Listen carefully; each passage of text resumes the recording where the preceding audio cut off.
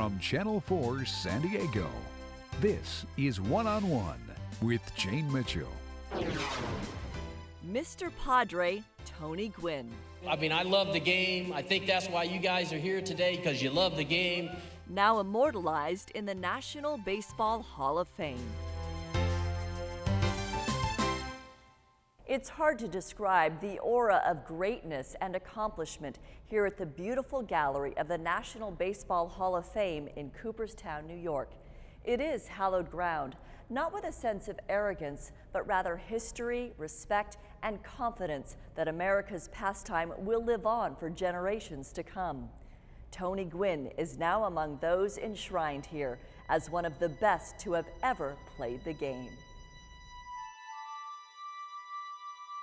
Elegant but not ostentatious, a step inside this shrine is a step back in time. Words etched on the wall remind visitors in the Hall of Fame gallery are plaques dedicated to baseball's greatest heroes upon whose shoulders this game has been built.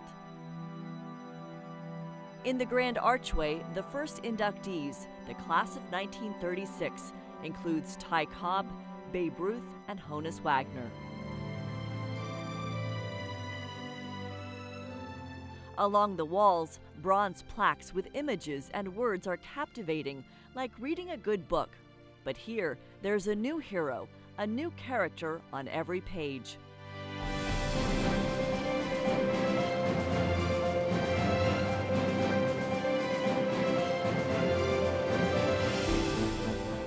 The words paint pictures of careers on the diamond, decade after decade. Babe Ruth, greatest drawing card in history of baseball. Ted Williams, batted .406 in 1941, named Player of the Decade 1951 to 1960. Hank Aaron hit 755 home runs in 23-year career to become Major's all-time homer king. And then there's the plaque that gives unexpected goosebumps. The name, Willie Keeler. His plaque's description, hit 'em where they ain't. Baseball's greatest place hitter. Batting champion 97-98. That's 1897 and 98, 100 years before Tony Gwynn would accomplish similar feats.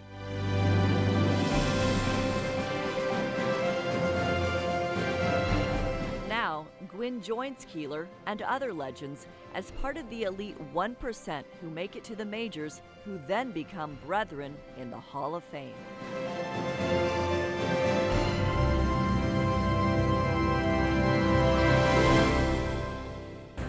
Say hey, Willie Mays, Yogi Berra, Brooks Robinson, Reggie Jackson. To tell Tony Gwynn's journey of becoming a Hall of Famer, we begin at the end. Induction Day, Sunday, July 29th, 2007. Rollie Fingers, Willie McCovey, Sparky Anderson, Rod Carew, Dave Whitfield. Of the 61 living Hall of Fame members in '07, a record 53 are on stage for this annual celebration of excellence. Bill Mazeroski, Sandy Koufax, Lou Brock, Johnny Bench, Gaylord Perry, Billy Williams, Brooks Robinson, Reggie Jackson, Ozzie Smith. Please welcome the newest members of Major League Baseball's Hall of Fame, Cal Ripken Jr. and Tony Gwynn.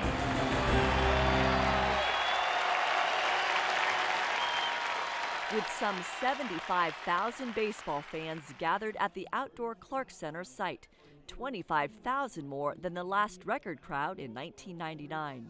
This is the largest induction ceremony in the history of the Baseball Hall of Fame, and you're part of it.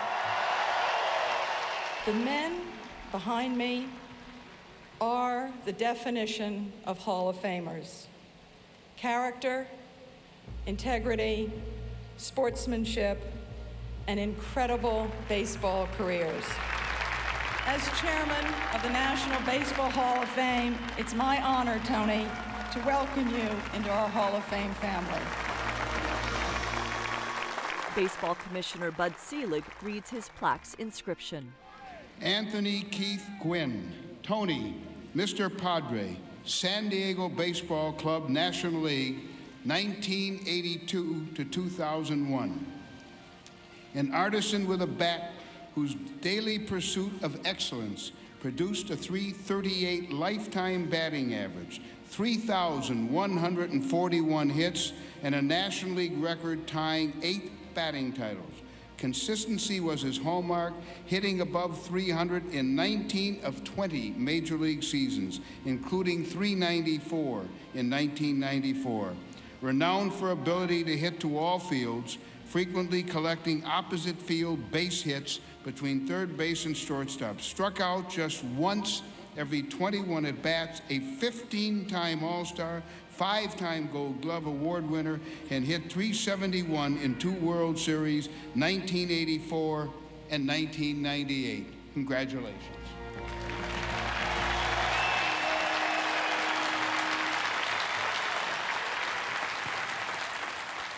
For me, this story kind of begins in Long Beach, California. As a kid growing up, my brothers and I watched baseball all the time, played it all the time in our backyard. And for us, I don't think any of us thought that hitting a fig or hitting a sock ball or hitting taped up a wad of tape was going to turn into this. It's just unbelievable. Tony Gwynn had been to Cooperstown twice before, as a player in 1997 for an exhibition game and tour of the museum. You got nice jackets back then. And in May of '07 as an electee for an orientation. All those kids walking around with their bills flat, we used to give them a hard time, like Lou Gehrig's bill flat as a pancake. But this time, this sultry summer weekend would be the ultimate visit for him. I played for one team, I played in one town. I told the people of San Diego when I left to come to Cooperstown, they were going to be standing up here with me. So I hope they're just as nervous as I am, because this is a tremendous honor to be here today. Like those who'd come before and many who'd come this time, travelers know the trek is long, but worth the magical destination ahead. With Albany, New York a landmark, one picturesque route is to travel down the interstate, exiting onto a 2-lane highway, Cooperstown, 51 miles. The summer landscape includes clear blue skies, wispy clouds, freshly cut fields with an abundance of lacy white flowers. Lush green trees line rolling hills with old farmhouses and horses. The road leads to the doorstep of Lake Oswego, a summertime mecca for locals and visitors, with boats and canoes and peaceful days. Nestled close, the charming village of Cooperstown. And with ease, the sights and sounds turn to baseball. You understand it? The store signs reflect a kindred spirit about our national pastime. Here, where the flagpole's the center of town, rivals become friends, legends are forever, and all baseball fans are welcome. And this year, they pay homage to Padre Tony Gwynn. Yes, we're waiting 5 years to be here. I'm getting goosebumps. And Oriole great Cal Ripken Jr. I was born in Baltimore and spent a majority of my life in San Diego since '71, so I get the best of both worlds. I'm happy. So I was listening to the other Hall of Famers on the bus that they couldn't remember a time seeing this many people. So for us 4 guys to come here for the first time on induction weekend and see so many people here, we cannot begin to say thank you enough. So thank you. More of Tony Gwynn's induction speech later on One-on-One, but first, the career, circumstances, and phone call inviting him here to Cooperstown.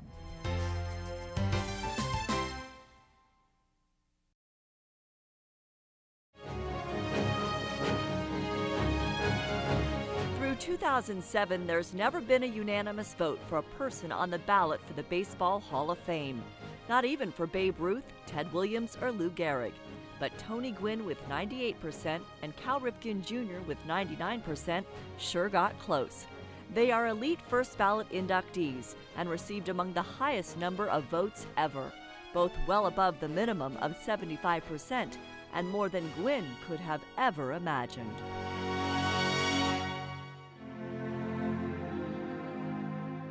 As a kid from Long Beach,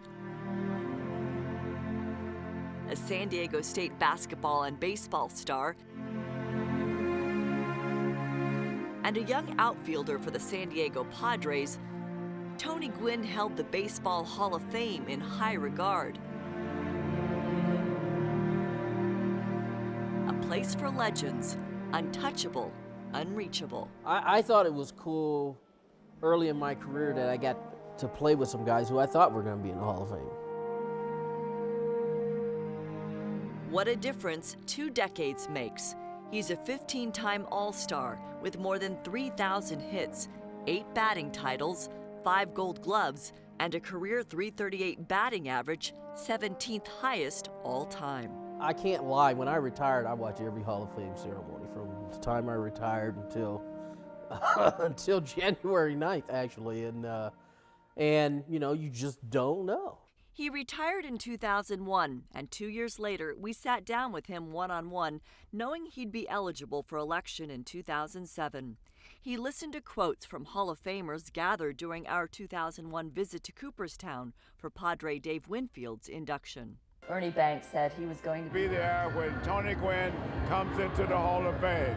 Willie McCovey says one of the greatest hitters of all times. Don Sutton said if it were possible to waive the 5-year rule, they would do it for Tony Gwynn. He'll be here. Wow. Yogi Berra. It's a shame he's going to retire after this year, but he feels he's had enough, and he'll be in the Hall of Fame. Wow.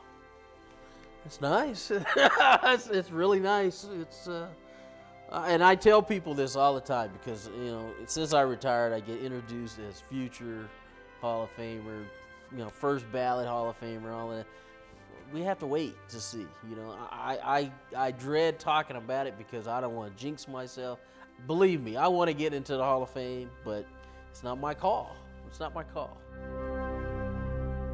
Fast forward now to early morning January 9th, 2007. Announcement day, just sitting there waiting, and when it rang and I looked at it and it was 212 area code, I knew that they don't call you to tell you didn't make it. Hello?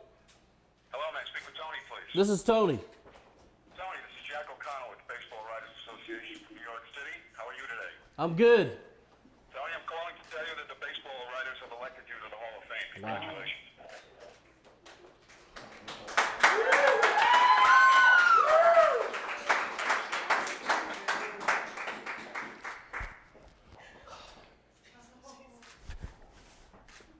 Tony, are you still with me?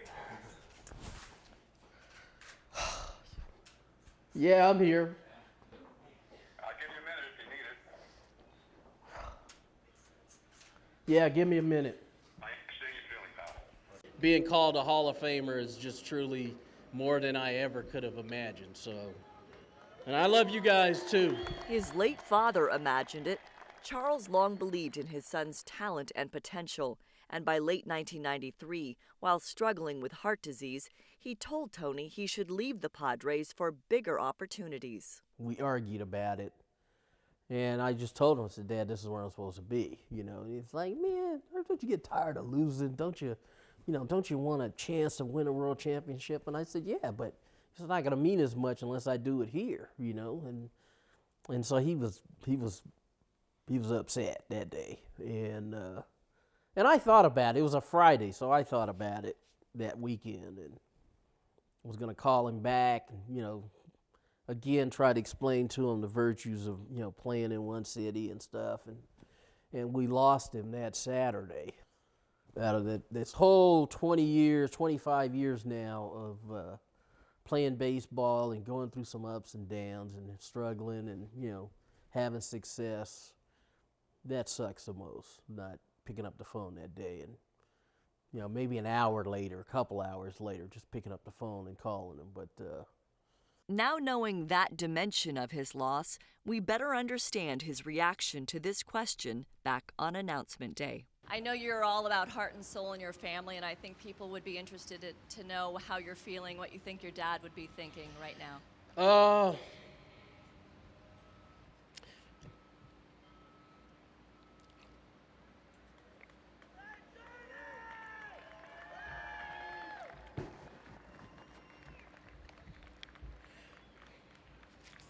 I think you'd be pretty proud today.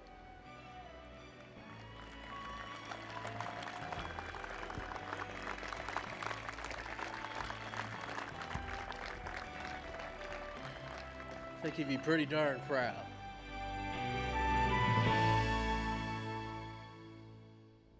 That special day in San Diego was just the beginning of a 6-month emotional odyssey that would eventually make its last stop here.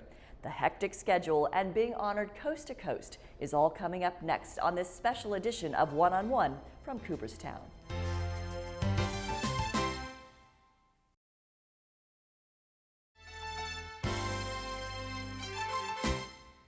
Tony Gwynn made a career of doing his homework and being prepared, but starting with the day he was elected into the National Baseball Hall of Fame, even he wasn't ready for the whirlwind becoming a Hall of Famer entails.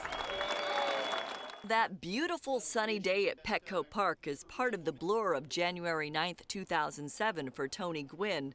Countless fans are clear about what Mr. Padre means to them. Why did you want to come down here today? Oh, just to see one of the greatest hitters of all time. We love him. We love him because he's faithful to San Diego and he has a place in our hearts. As Tony Gwynn steps away from the stage, his young and proud San Diego State baseball team sends him off with the Aztecs fight song. While busy with interviews and checking out his new car from the Padres, his wife comments about the call. That was the first time I've ever seen Tony ever break down and need a minute to get his composure. What are you thinking about right now? I'm thinking about having fun. Starting with a trip to the Big Apple for a Hall of Fame media blitz with national media and appearances on the David Letterman Show and the Home Shopping Network. I was like, wow, I just can't believe we just went on national TV to hawk our own stuff on national TV. After sleeping most of the way home, it was like, did that just happen? Did I just go to New York and sign all that stuff? And then now here I am back at home. And it's like, you know, my cake was still in there from from announcement day, and you know, people had brought cookies and cakes and pies and stuff, and I was just like, you know what, I gotta go to work tomorrow. Hey, pitchers, let's go!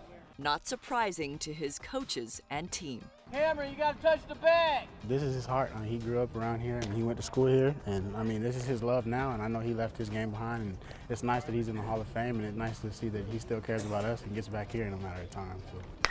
And I think he knows what he is on the national stage, but at the same time, he loves these kids and he loves coming to work and helping these guys hopefully live a dream. Fly ball, Nick, you gotta know where to go.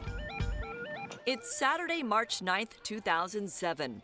2 months since the call, and the Hall of Fame electee and his Aztecs are playing in the second annual Tony Gwynn Classic at Petco Park. Good breaking ball right there. Between games, these things make me nervous. A tribute to him. I'm thrilled that people remember what I did out there on the baseball field. It was a great time in my life. A precursor to the summer ceremony. God, that is so hard. How am I going to get through Cooperstown, man? I don't even. Yeah, that's going to be rough. Woo, it's going to be real rough. After the meeting with the umpires and listening to his daughter sing the national anthem,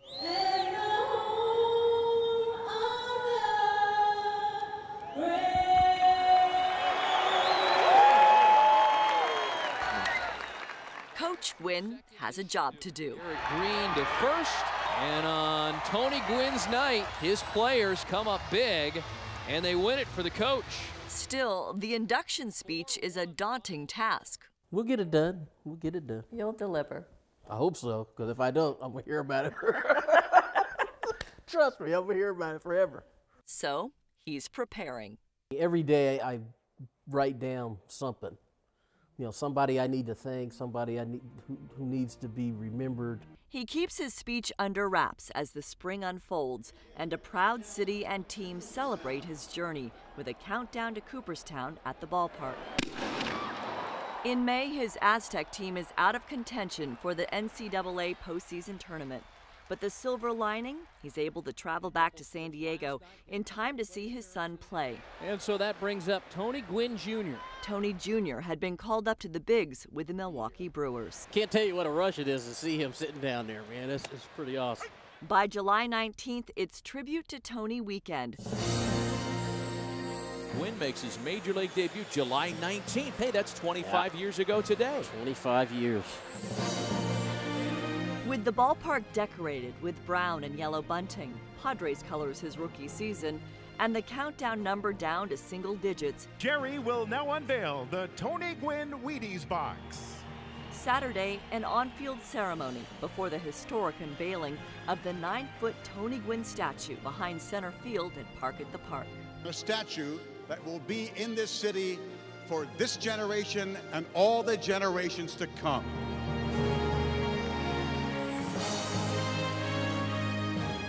Tony's baseball records are amazing, but he's a lot more than that. To many people, he represents the city of San Diego, and he has represented our city very well.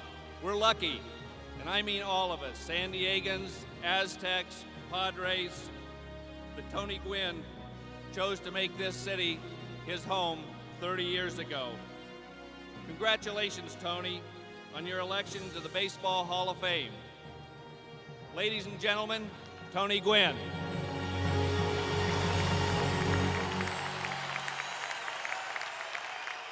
It's been an unbelievable ride for the last 6.5 months. And we're 8 days away and counting, and as you can hear, my voice is cracking, so you can imagine what's going to happen a week from now. So I'm honored to be the first guy, the first statue out here at Petco Park. I'm thrilled to death to be a part of it. But more importantly, I'm a San Diegan, okay? I'm a Padre.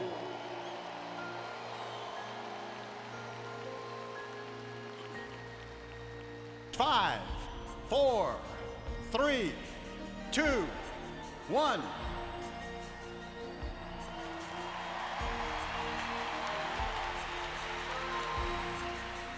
As the game against the Phillies begins, Tony Gwynn takes his spot in the Channel 4 San Diego announcer's booth, sounding relieved and pleased with the statue's likeness and tribute to his father.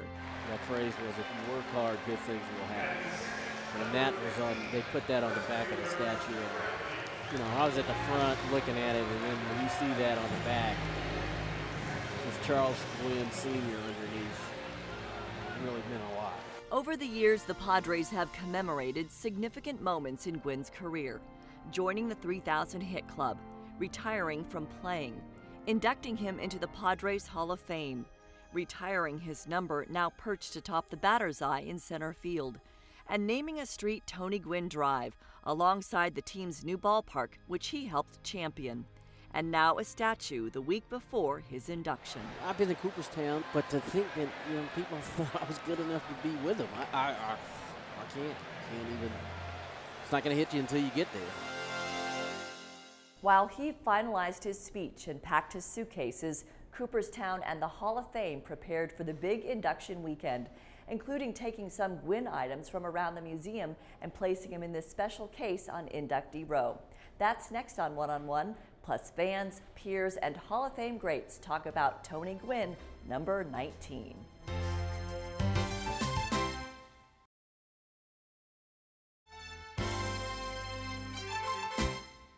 Long before his induction, Tony Gwynn's 20-year career was well represented in the Hall of Fame's museum, with artifacts from his 2 World Series years, 1984 and 1998, his 3,000th hit in 1999, and here in the records room, he's on the list for batting champions. He and Honus Wagner, the 2 players in the National League, tied with 8 batting titles. Only Ty Cobb has more, with 12 in the American League. While these items are impressive to view year-round, Tony Gwynn is showcased all around town as the Hall of Fame lays out the welcome mat for a memorable induction weekend. The charming village of Cooperstown swells from 2,000 to more than 100,000. It's sporting a summer sparkle, flowers blooming, the streets buzzing with baseball fans from everywhere. Just down Main Street, the National Baseball Hall of Fame and Museum, with banners naming the newest members, Tony Gwynn and Cal Ripken Jr. Inside, that special display on Inductee Row, featuring photos and artifacts from Mr. Padre and the Ironman's careers. While midweek visitors have space to meander through the gallery, a record crowd gradually packs the place, a surge the Hall of Fame staff had been expecting. When Tony and Cal retired 6 years ago, the phones started ringing off the hook in Cooperstown. People were asking, where can I get a room for 2007? So we knew it was going to be a huge year. Store owners and memorabilia dealers stocked up with Ripken and Gwynn items galore. It's basically Cooperstown's Christmas right now. And while there are more Ripken fans here, certainly there's a lot of fan support for baseball in eastern part of the United States, but I think Gwynn gets his due as well. Indeed, each day more and more of the Padres contingent arrives. Tony Gwynn. Absolutely.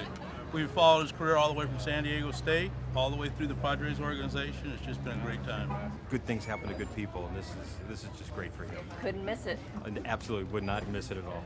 Nor would the guy who took this rare picture of Tony's first major league hit, former Padre employee Fred Rogers. And then in the 8th inning, I still had 2 pictures left. I put the camera through, and I just hoped that I could catch him hitting the ball. Copies autographed by Tony on sale in Cooperstown. I'm proud because I know, as I told Tony, I was there, I have proof. And I have now proof that I'm here in Cooperstown for the final blessing of his career. Tony Gwynn has been one of my favorite baseball players of all time. I've grown up and lived my whole life in San Diego, so I've always known Tony Gwynn.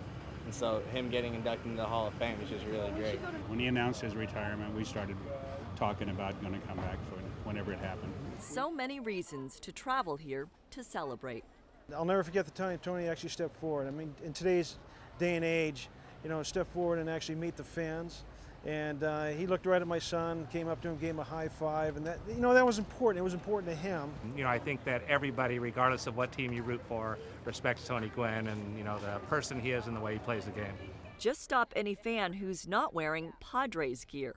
Love Tony Gwynn. Oh, you did? Even when he was your yeah. foe? Yeah, I'm a fan of the game.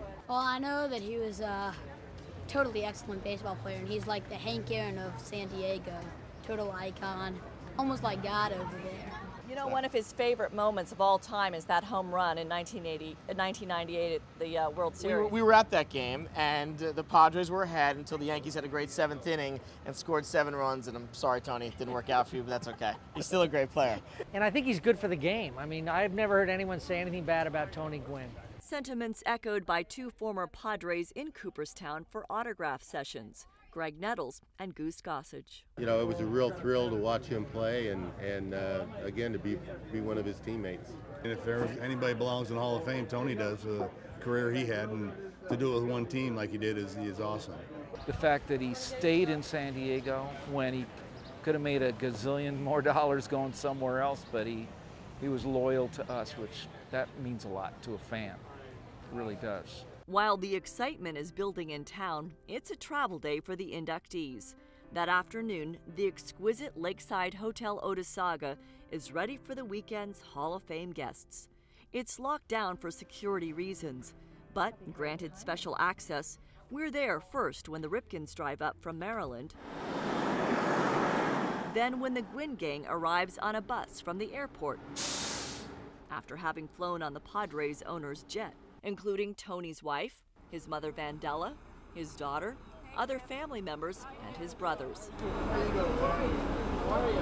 Friend and agent John Boggs greets them. Jane, how are you? Good, welcome. Thank you. How was the flight? Great. Glad Great. to be here? Finally, yeah. Glad to be here, and let's go. Let's see what this is all about. It's gonna be fun. All right.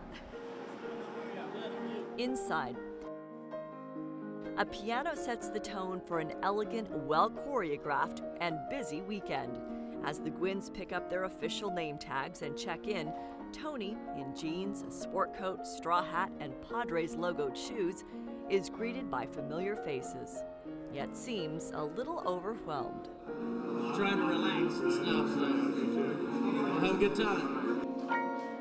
The next day, amid a thunderous rainstorm, we find a spot inside to sit down one-on-one. We saw you come in yesterday. You said, let's just go see what it's all about. Once you got inside, what was it all about? Who came up to you? It's Tom Seaver was the first guy. Came up to me and, you know, gave me the standard, you know, how you doing? Congratulations.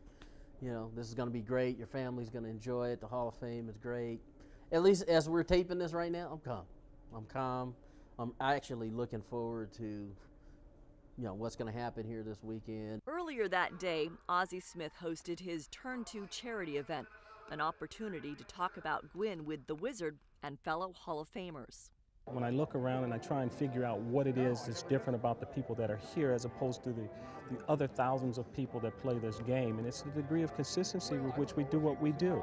And nobody's done it any more consistently than Tony's done it. His work ethic, he's put everything in it. The Chicago Cubs' Ryne Sandberg. Tony was a true professional, just a student of the game, and just probably the most purest hitter in the National League that I faced. Baltimore's Brooks Robinson. Ted Williams would put Tony in the same class as he was in when it comes to hitting. Maybe not the power, but when it comes to outright hitting a baseball, I know Tony and Ted had many, many conversations. Kansas City's George Brett.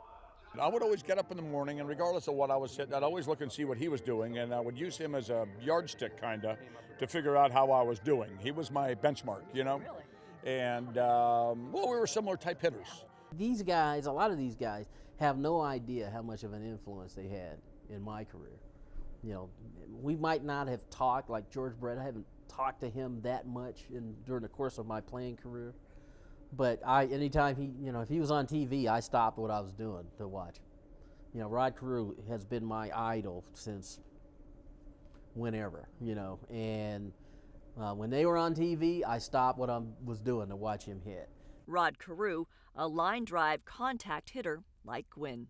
You measure a man by what he does for other people, and that's the way I measure Tony Gwynn. You know, as a great ball player and a great person and a great friend. Concurring, the one-time Padres coach and the opposing manager in the '84 World Series, Detroit's Sparky Anderson. The Tony Gwynns of this sporting world is a hope and a dream that you got him. Not because of what he does on the field. He's going to do that. That's his natural ability. But what he does as a person.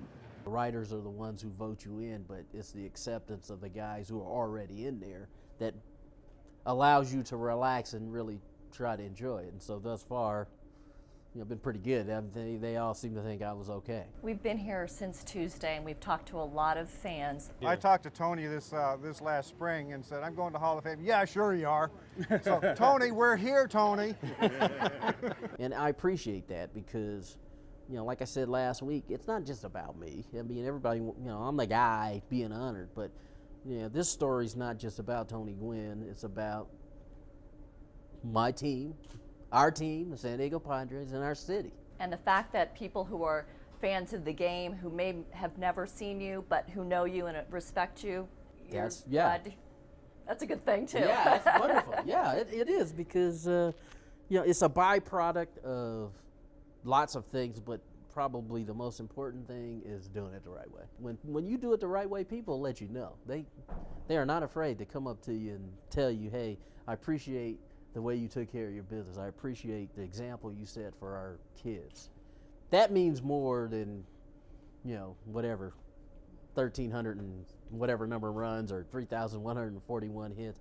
To me, that, having people come up to you and say that means a whole lot more than just the numbers. With that, he tapes a message to the fans who'd be watching Sunday at Petco Park. I hope to let the people on the East Coast know just how good of baseball fans we have in San Diego. So I hope you enjoy today, and I'll see you. Well, I'll see you in a couple of weeks when I get home. Then he's ready for the parties and the golf to begin. And later, he takes his place on the grand stage for Induction Day.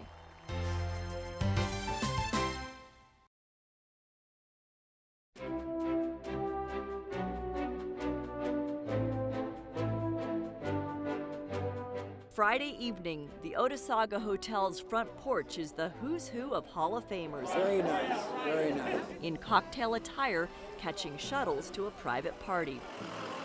Our access allows us to capture the guest list. Wade Boggs, Ozzie Smith, Gaylord Perry, Frank Robinson, Jim Palmer, Al Kaline, Phil Necro, Lou Brock, living legends. Then there's the newbie, Tony Gwynn, wide-eyed, in awe. To me, it's like, okay, what doesn't belong? By the traditional golf tournament Saturday morning, he's more relaxed. The media, a bit more frenzied. There's considerably more this year, and many from the East Coast, all vying for angles and interviews during the limited time access to most veteran Hall of Famers.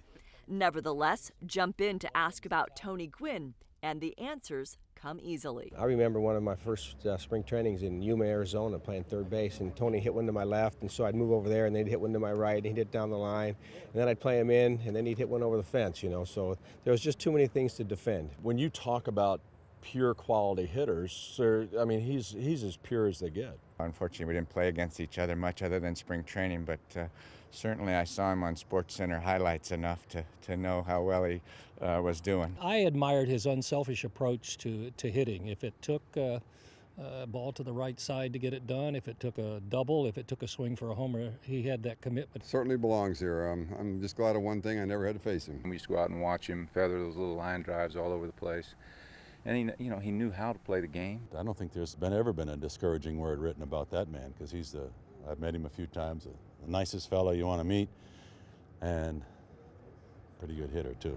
This weekend he received the glory of being in the Hall of Fame, which he had worked hard to get here. Batting titles, gold gloves, leadership.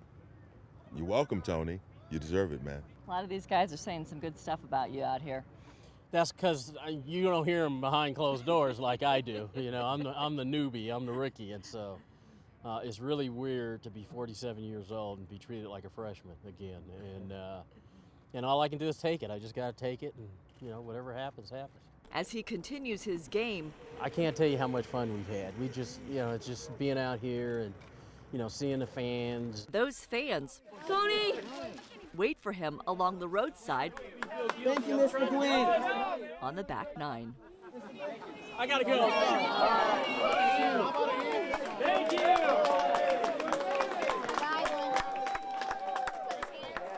After a day on the links, it's Padres party time. Private afternoon affair for friends and family. Many are willing to share their thoughts on Tony Gwynn's great achievement. Number one, nobody deserves it more. And secondly, he couldn't happen to a nicer guy. Watched him play while I was in the minor leagues, and then was fortunate enough as a GM to see a lot of great years and help us win a lot of championships. To have your first client go into the Hall of Fame, it just doesn't get any better. And he really hasn't changed. I mean, he's the same guy. That's the beauty of it. Not only did he have a great career, but he's represented the Padres and the city so well over many years, even since his retirement from the game. The character of Tony Gwynn is the most important thing he owns, and that's what I love most about him. Once in a great while, somebody epitomizes a team, a profession, a city, and Tony's done that. I don't buy any of the nonsense that he tells people that he just had to work harder than everybody else. He did work harder than everybody else, but he still is as good as they get. Tony was there in right field, and I always thought, I can't imagine a game without Tony. So now he's, I guess, where he should be. He's not going to be in right field. He should be in the Hall of Fame.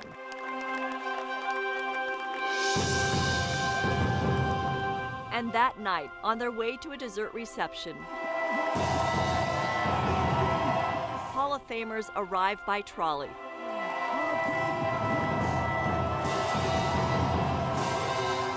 To cheering fans and clicking cameras.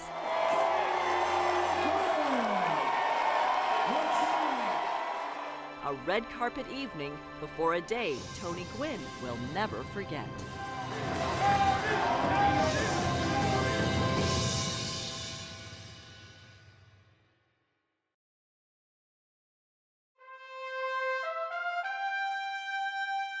The plaques here in the Hall of Fame gallery outline a player's career highlights and statistics.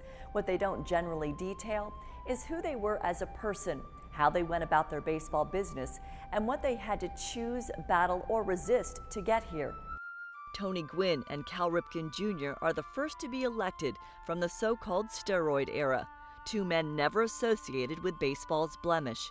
And Gwynn expects that many years down the road, when someone looks at his plaque, they're not going to know whether I was clean or not. And so that's one of the good reasons why we do these one-on-ones, because I can sit here and tell everybody I was as clean as a guy. All part of his story he shares on induction day. The stage is set. Far and wide, fans file in. On their blankets and lounge chairs, it's a sea of Oriole orange and Padre gold, brown, orange, and blue, with plenty of signs and sentiments. I was just envisioning Tony's smile and all he did for the city of San Diego, and every bit of it's been absolutely worth. This is a priceless moment right here. You're celebrating just a hometown guy, not just a baseball player, and the country gets to see what we get to see every day. He gave so much to San Diego that we had to come here and give back and let him see what everybody thinks of what he did for us. San Diegans celebrate Tony Gwynn's favorite spot, his trademark hole between shortstop and third, where he got many of his hits. ESPN's cameras are in position to carry the ceremony live. In San Diego, Padres faithful are hearing his taped message at the Park at the Park. You know, I went from being a 22-year-old rookie to a 41-year-old man, and we've kind of all gone through this process together, and it's really been a lot of fun. Induction Day tops off 3 days in Cooperstown, a mix his family describes of anxiety and awe. Just seeing the old timers come up to Tony and congratulate them, it's like, wow, you know, you're in that company, but I'm not sure Tony feels like he's in that company, because he's saying, yeah, did you hear him say congratulations? Yeah, I heard him, Tony. Played Little League together, goes way back, and very proud to see him accomplish this, and I think it's well deserved. Wow, you know, my dad, I know he's looking down, and it's going to be emotional, but I think we're all going to have a lot of fun with it. Perhaps it took being here to finally sink in, to feel he belongs, and for all the pep talks he gave his son, who's following in his footsteps. This time, it was Tony Jr.'s turn. This morning, said he was nervous. He said he was real emotional last night, didn't get very much sleep, but before I walked out the door, I told him everything was going to be all right. You know, it was no different than playing in front of 75,000. So I think he's going to be good. I think he's going to pull it together. Tony's daughter Anisha sings the Canadian anthem We sing on God for and the national anthem. And the home of the brave. Just in case a threatening storm were to hit that afternoon, the program order changes. So, to his surprise, Tony Gwynn is batting leadoff. Can I call a timeout here, because I need my notes here, because I'm going to struggle. Hold on. And once he settles in, they've been telling me all day it's my day, so. He indeed delivers. No script, just notes, and a confident yet down-to-earth tone, that signature Tony. For a half hour, he chronologically walks through many of his defining moments, giving credit to contributors to his life and career, from Little League to getting a basketball scholarship out of high school to San Diego State. Tim Veazey was my first coach there, and he told me that as a point guard, your job is to make sure that everybody on the floor, all your teammates, are better players. We saw a lot of Tony because of his leadership, his ability to play. He was a very unselfish player. And at that time, I never knew he picked up a bat in baseball. Didn't have any idea and didn't even care about his baseball ability. All I cared about was his basketball ability. At the same time, the reason why I went to San Diego State was so that I could play baseball also. And I played for a guy there by the name of Jim Dietz. A mentor and friend throughout his career. And he was very much a team kind of guy. The younger players could go to him. He was very good in the community. The media really liked him. You've been around him, you understand what I'm saying. and he could back it up with great numbers. Tony Gwynn explains the unusual fact that he'd been drafted by the Padres and Clippers on the same day, and then, upon choosing the Padres, worked his way up quickly from the minors in Walla Walla, Washington. There was a cardinal rule when you got to the big leagues. Keep your eyes and ears open, keep your mouth shut. And I did that a lot. I kept my mouth shut, and I laughed a lot, because laughter, I learned later on, would be that thing that would disarm people. This speech is a long way from one of his first television interviews, the night he logged his first major league hit. Standing at second, and then Pete Rose comes up to me and shakes my hand and says, "You trying to catch me after one night?" Known as the pioneer for using video in baseball, he says it all started June of '83 when he was struggling at the plate and on the road. And I called home and I asked my wife, I said, "Honey, do you think you could hit the record button for me?" I would not be standing here today without video. And again, my wife hit the button, and all of a sudden it just opened up a new avenue for me, because I learned at this level it's about knowing what you do when you get in that batter's box. It's about knowing how they're going to pitch you, how they're going to play you, how they're going to attack you, and you having a game plan to try to attack them. 1984 was really a good year for us, for the Padres. We had some veteran guys on our club, a Steve Garvey, a Goose Gossage, a Greg Nettles, and I was the fortunate one because my locker was right in the middle of all those guys. Tried to emulate some of the things that Garv told me. He said, stay on an even keel. He said, never get too high, too low, just go about your business. Go about your business the right way. And that's what I tried to do. And willing to listen, too, especially to Ted Williams at the 1992 All-Star Game. The first time I met him, I had a bat in my hand, and I said, hello, Mr. Williams, how are you? And he says, hey, Tony, how you doing? Let me see your bat. And I handed him my bat, and he started to pick his teeth with it.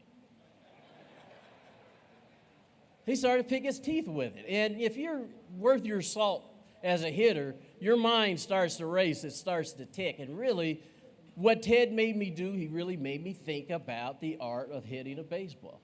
You know, 98, we just had a tremendous team in 1998. We're lucky enough to get to the World Series. Happened to play the best team maybe in the history of the game in 1998, the Yankees.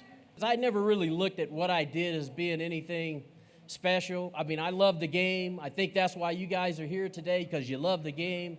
You have a passion for it. I have a passion for it. I still have a passion for it. I just don't play anymore. But when he did, he made an indelible impression on friends and peers. We're just extremely proud of the San Diego Padres organization, and to have one of our own go in as deserving as he did. There's a little piece of all of us that he took there with him, and he made sure we knew that. You know, to watch him on a daily basis, I know I'm lucky, and you know, he's so good for baseball. I just think Tony's probably the best pure hitter that I've ever seen as far as putting the bat on the ball consistently day in and day out and hitting the ball hard. If you needed a guy up there to put the ball in play, he was the guy. He, you know, it was hard enough to get strike one, let alone 3 on him. It's one of those guys, if you want to learn how to hit, you can watch him, because he will teach you how to hit. Wanted to be great and worked hard at it. My father said, if you work hard, good things will happen. And boy, oh boy, he was absolutely right. I worked hard in the game because I had to. I wasn't talented enough to just get by on ability. And there's a responsibility when you put that uniform on that those people who pay to go watch you play, you're responsible. You gotta make good decisions and show people how things are supposed to be done.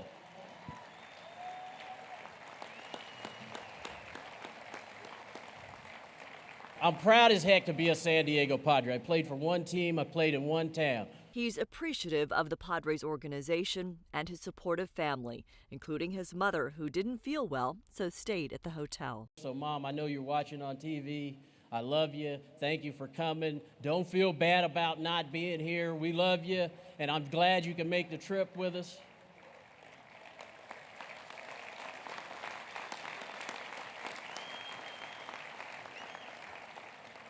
You know, my father passed in 1993, and this would be an event he would love to be at.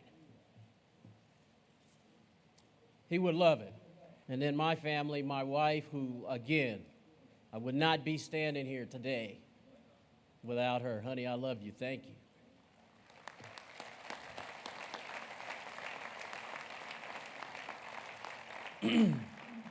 My son is here. He made it yesterday. Him and his wife, Elise. Thank you guys for coming. I'm going to be a grandpa in October for the first time, so that child's got no chance. Got no chance. And my daughter, Anisha, who sang the Canadian anthem and the national anthem, you guys, I'm so proud of you guys. I really am. You guys have, your mom did a wonderful job. And I've kind of rode in on the back end. You guys make me so proud just watching the way you handle. Being a son of a major league player is sometimes a difficult thing, but you guys have always handled it great. And the rest of my family, and that's you guys, that's the fans. My adopted family, especially my fans from San Diego.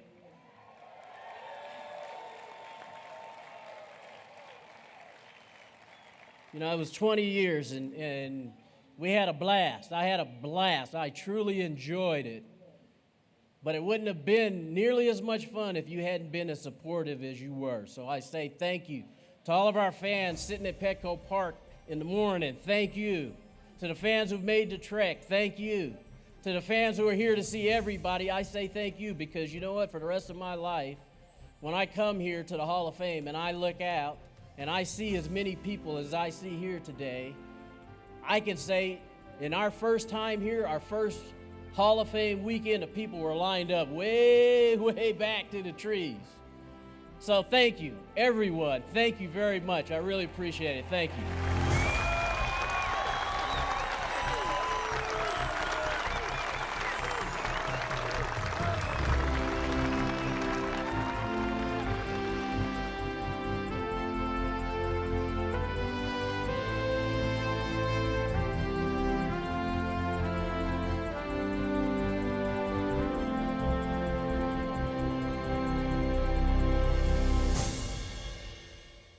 His father raised him on that mantra, work hard and good things will happen. Tony Gwynn took that to heart and still does. When you ask him why, he says it's just the right thing to do. A simple thought from a man who's anything but. A magician with a baseball bat, a community icon, a proud husband and father, and now a member of this most exclusive club, the National Baseball Hall of Fame. I'm Jane Mitchell. Thank you for watching One on One from Cooperstown, New York.